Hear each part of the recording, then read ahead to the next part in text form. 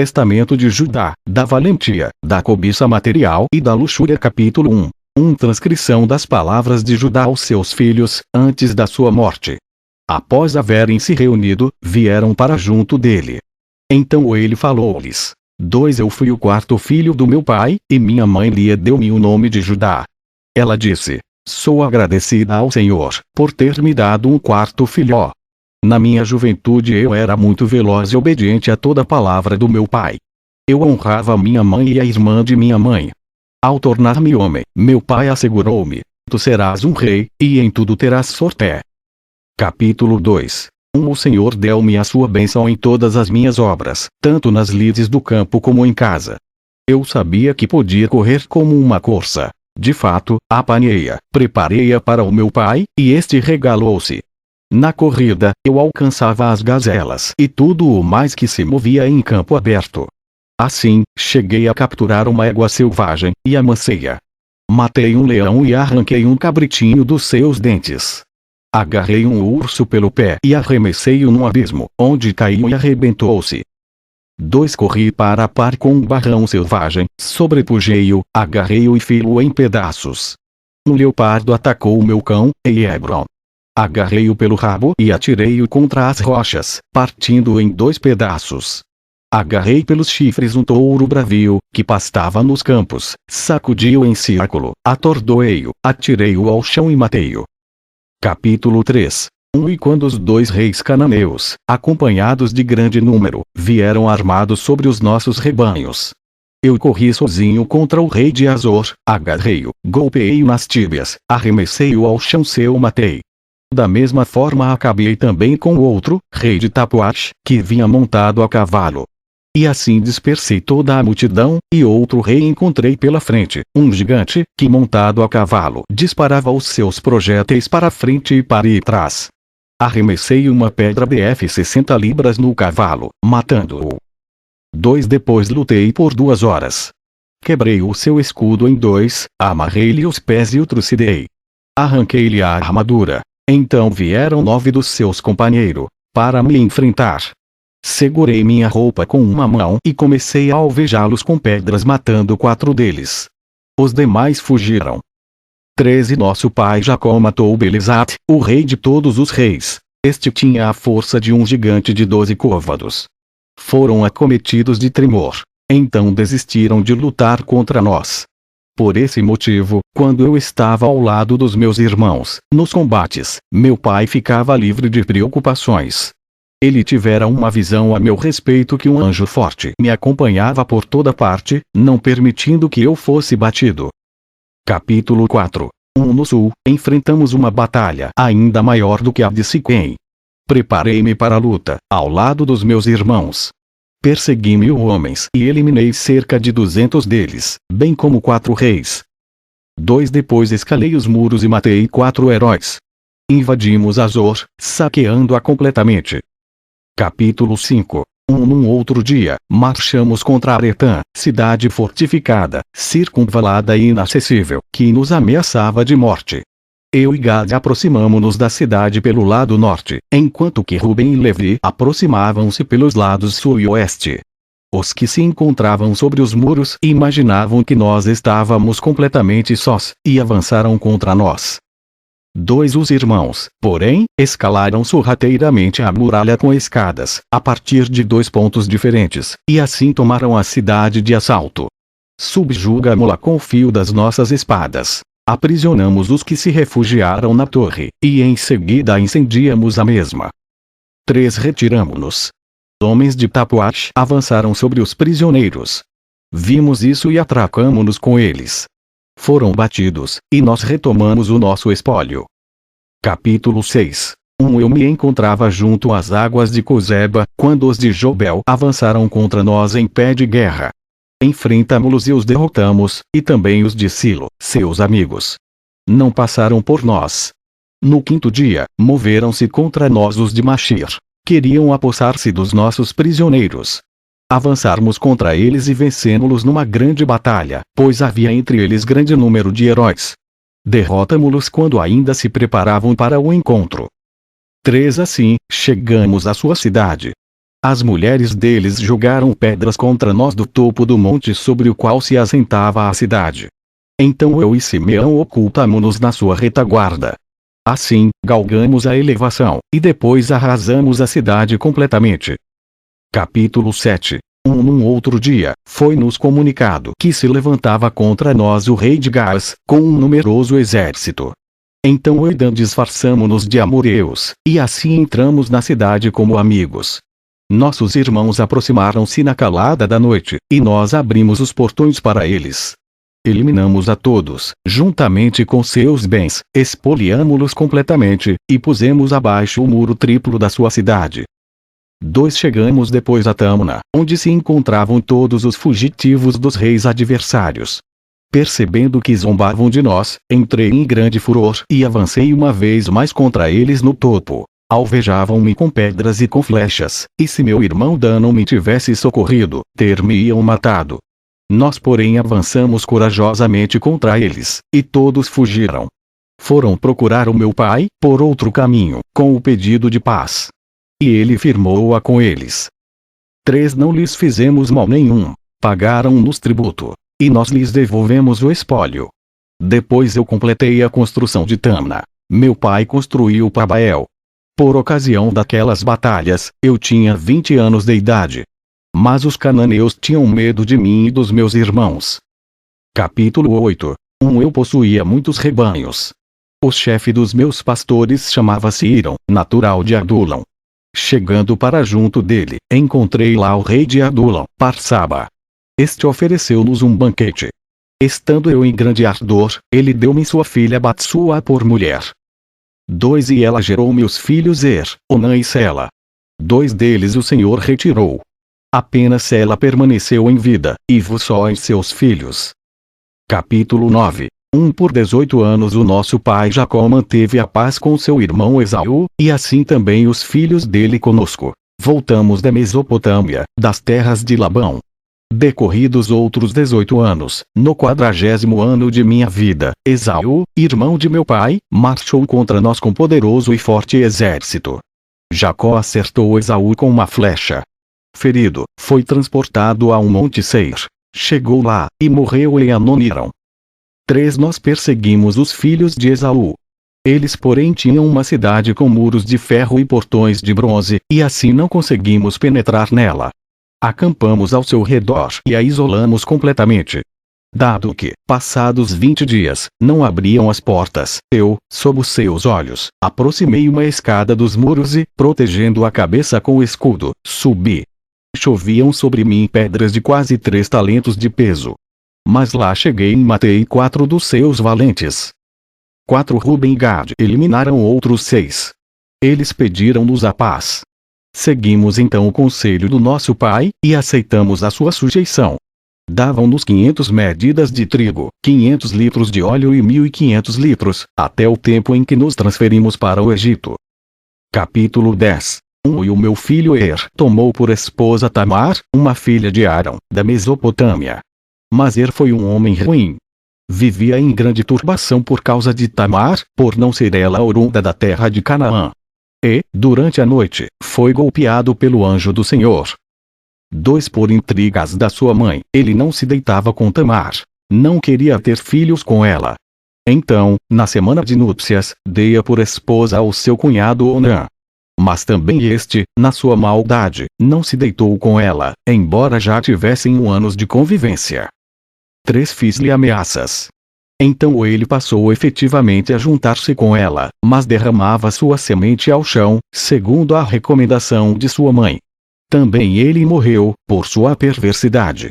Eu quis então dá-la a Sela, mas sua mãe não o permitiu. Esta tinha um mau relacionamento com Tamar, por não ser das filhas de Canaã, como ela própria. Capítulo 11. Eu sabia que a raça de Canaã era uma raça ruim, mas a impetuosidade juvenil cegou meu coração.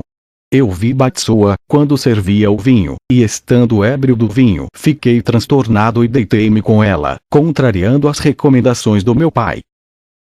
Aproveitando-se da minha ausência, Batsua foi a Canaã e trouxe de lá uma mulher para Sela. Quando soube o que ela havia feito, amaldiçoei-a na tristeza do meu coração, e ela morreu pela sua maldade, como seus filhos Eriomã. Capítulo 12. Passados 2 anos, a viúva Tamar soube que eu estava de partida para a tosquia das ovelhas. Então ela enfeitou-se como uma noiva e foi assentar-se às portas da cidade de Enaim. E costume entre os amorreus que uma recém-casada se coloque por 7 dias às portas da cidade, para fins de fornicação. Dado que eu tinha bebido muito vinho, não a reconheci. Iludiu-me a sua beleza, com o adorno das suas vestes. Então encaminhei-me até ela e disse: quero deitar-me contigo. Ela retrucou-me: o que me darás em troca? Dei-lhe o meu bastão e o meu cinto, juntamente com o diadema real. Deitei-me com ela, e ela engravidou. Não tive consciência do que fiz. Desejei matá-la. Então secretamente ela mandou entregar-me aos penhores. Fiquei profundamente envergonhado. Mandei chamá-la e ouvi dela as palavras íntimas que lhe dissera enquanto embriagado me deitava sobre ela. 3. Eu não podia matá-la. Eram coisas de Deus. Mas perguntei-lhe se por acaso não agira ardilosamente, colocando outra mulher em seu lugar. Nunca mais a procurei, em toda a minha vida. Pratiquei uma coisa abominável em Israel. As pessoas da cidade esclareceram que não existia nenhuma prostituta às portas. Ela viera de outro lugar, e só esteve assentada por pouco tempo junto ao portão. Eu imaginava também que fosse desconhecido o fato de eu ter estado com ela. 4. Depois, por causa da fome, dirigimos-nos a José, no Egito. Eu tinha 46 anos de idade, e lá permaneci por 73 anos. Capítulo 13. Agora, meus filhos, prestai atenção ao que vou dizer-vos. Guardai todas as minhas palavras.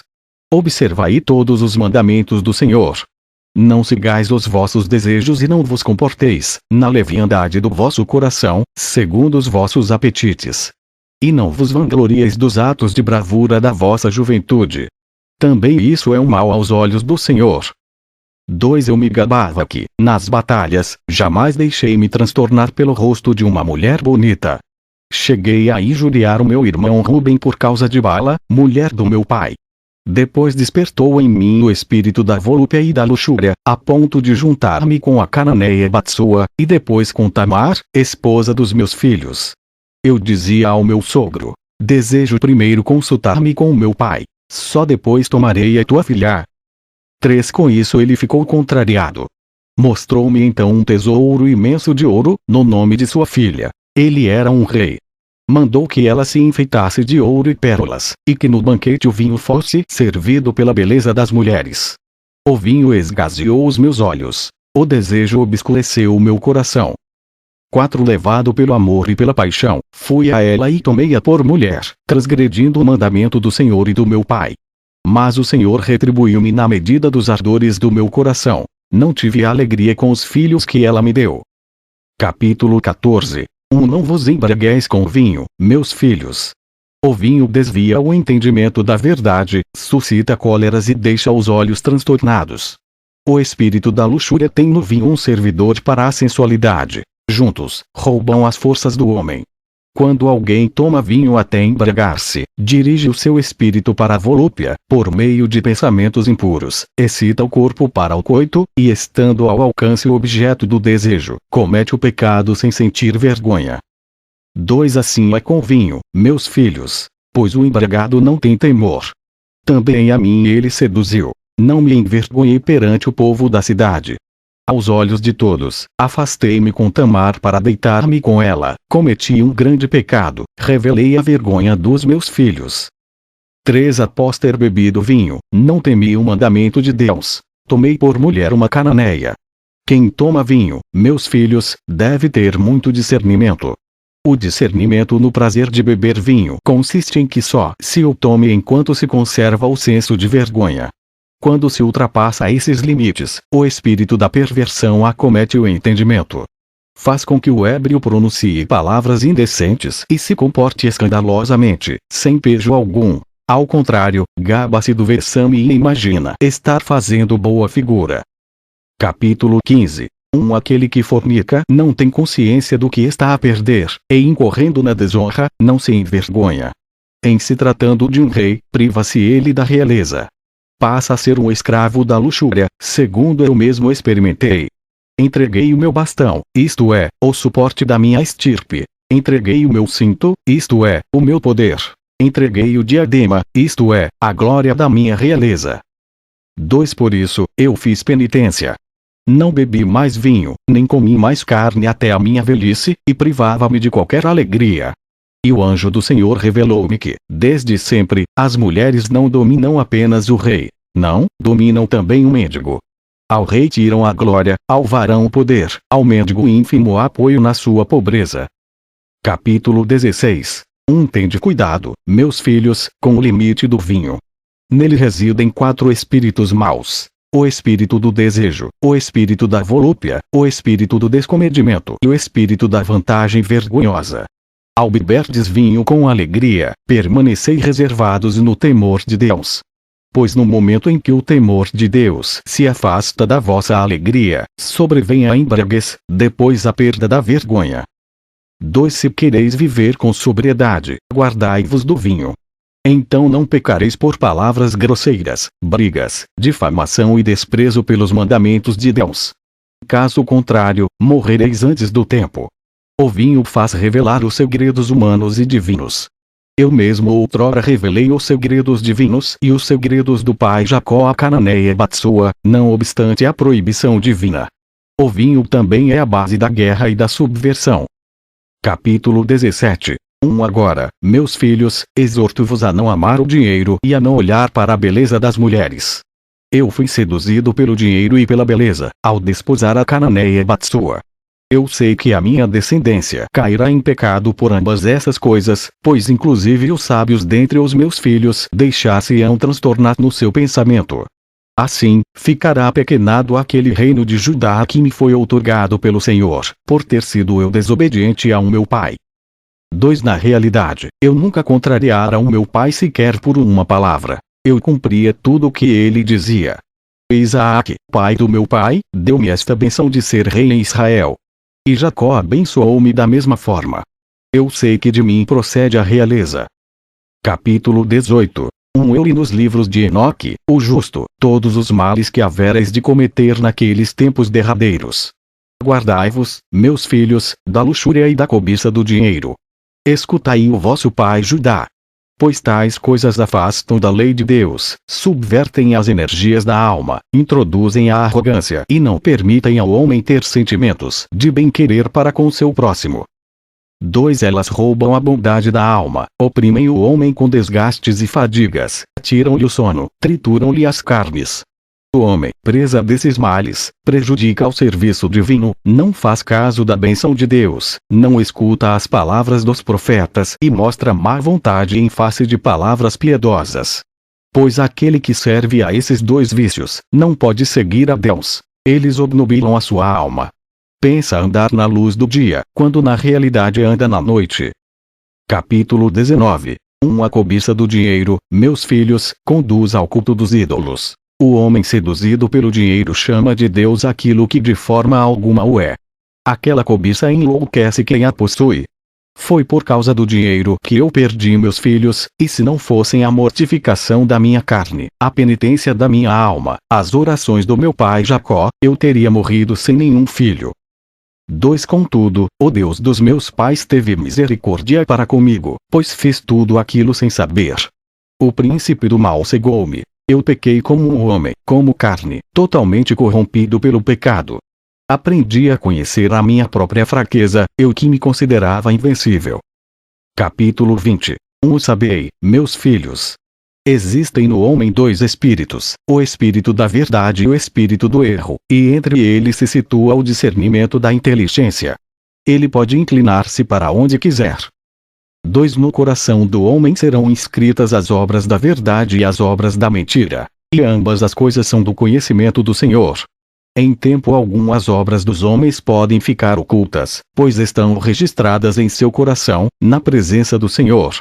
O Espírito da verdade dá testemunho de tudo, tudo acusa, e diante do seu próprio coração o pecador enrubesce, e não pode erguer o seu rosto para o juiz.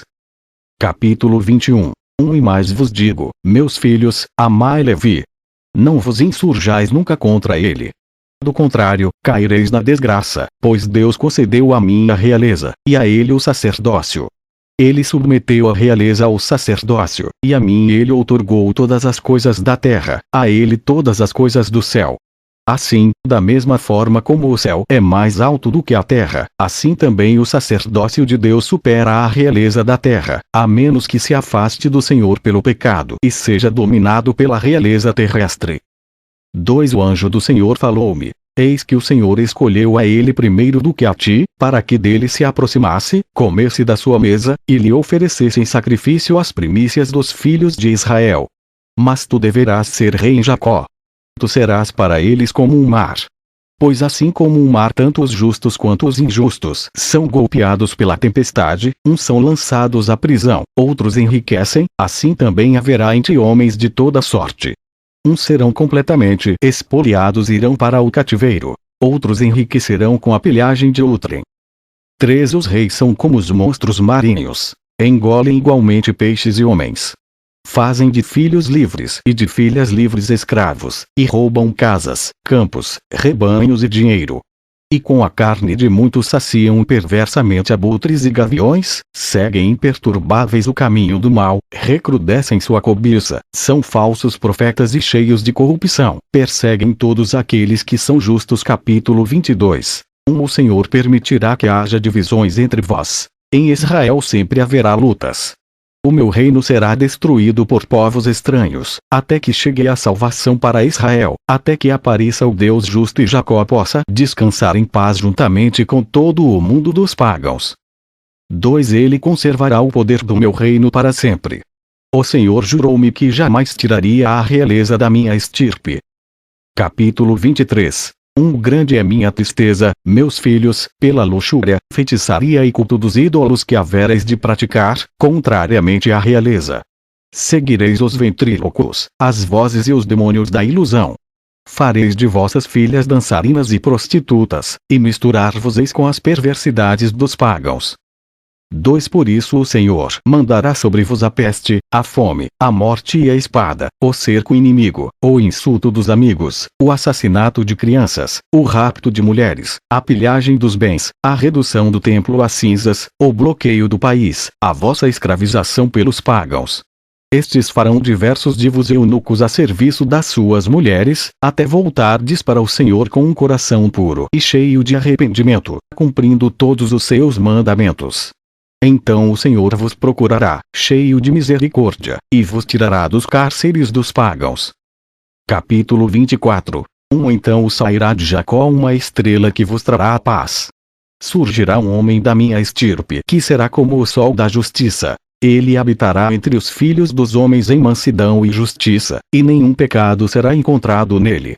Eis que os céus se abrem sobre ele, derramando o Espírito e a bênção santa do Pai. 2 Ele mesmo derramará sobre vos o Espírito da graça. Vos sereis seus filhos em verdade, e seguireis os seus mandamentos, da manhã à noite. Este é o rebento do Deus Altíssimo, fonte de vida para toda a carne. 3 Então luzirá o cetro da minha realeza. O rebento florescerá da vossa raiz. Dele procederá um cetro justo para os pagãos, para julgar e salvar todos aqueles que invocam o Senhor. Capítulo 25. Então Abraão, Isaque e Jacó ressuscitarão para a vida, e eu e meus irmãos seremos príncipes de nossas estirpes. Levi o primeiro, eu o segundo, José o terceiro, Benjamim o quarto, Simeão o quinto, Issachar o sexto, e assim todos sucessivamente. 2 O Senhor dará a Levi a bênção, a mim a proteção do anjo, a Simeão os poderes da glória, a Ruben o céu, a Issachar a terra, a Zebulon o mar, a José as montanhas, a Benjamim Saturno, a Dan as estrelas, a Neptali Vênus, a Gad o sol, a Azer a lua. E vos sereis o povo do Senhor, com uma só língua. Aqui não existirão os espíritos fraudulentos de Belial. Ele será lançado ao fogo por todos os tempos. 13 Aqueles que morreram na tristeza, ressuscitarão na alegria. Os que se tornaram pobres por causa do Senhor, serão feitos ricos. Os que morreram pelo Senhor, despertarão para a vida.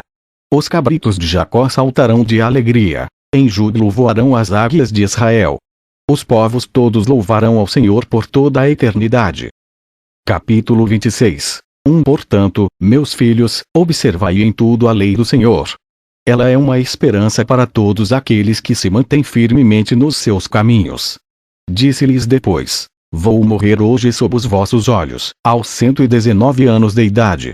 Não me sepulteis com vestes luxuosas e não retireis minhas entranhas. Isso é próprio dos reis. Levai-me convosco para Hebron. 2 E assim, após essas palavras, Judá adormeceu. E os seus filhos cumpriram de acordo com as suas ordens, e sepultaram-no em Hebron, junto dos seus pais. Fim.